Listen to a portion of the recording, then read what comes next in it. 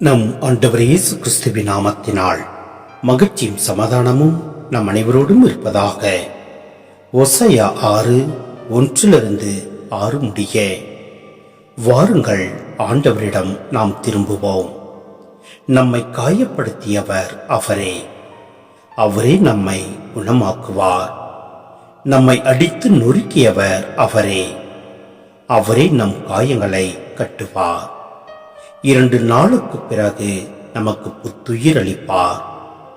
3ஆம் நாளில் நம்மை எழுப்பி விடுவார்.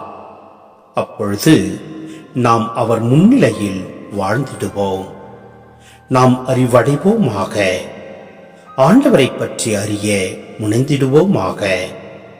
அவருடைய புறப்பாடு புலரும் பொழுது போல் திண்ணமானது. மழை போலவும் நிலத்தை நனைக்கும் இளைவேனிற் காலம் மாறி போலவும் அவர் நம்மிடம் வருவார் என்கிறார்கள். எப்ராஹிமே, உன்னை நான் என்ன செய்வேன்? யூதாவே, உன்னை நான் என்ன செய்வேன்? உங்கள் அன்பு காலை நிற மேகம் போலவும் கதிரவனை கண்ட பனி போலவும் மறைந்து போகிறதே. அதனால்தான் நான் இறைவாக்கினர் வழியாக அவர்களை வெட்டி வீழ்த்தினேன்.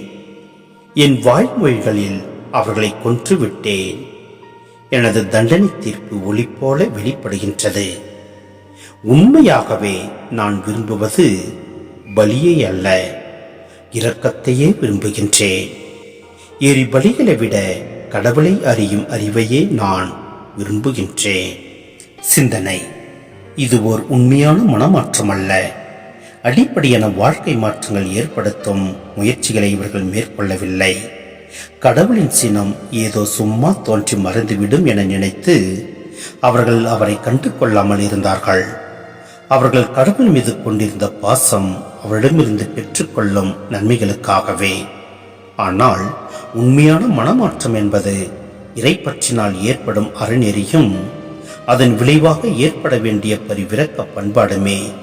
இந்த பதிலிருப்பு இல்லாமல் நுனிப்புள்ளமேயும் வெற்று மனமாற்றம் கடவுளின் வெறுப்புக்கு இலக்காகும். சமய உணர்வுகள் உண்மையான பாசத்தை நோக்கி உந்தி தள்ளாவிடில் அவை வெறும் நுனிப்புள் ஆன்மீகத்தின் கூறுகள் தாமே. இந்த வறண்ட ஆன்மீகம் நிலைவாழ்வுக்கான மாற்றங்களை ஏற்படுத்த முடியாதல்லவா? எனவே நம் ஆண்டவரிடம் திரும்பி செல்வோம். முழு நம்பிக்கையுடன் செயல்படுவோம். எல்லாம் அல்ல இறைவன் நம்மை நிறைவாய் ஆசீர்வதிப்பார்.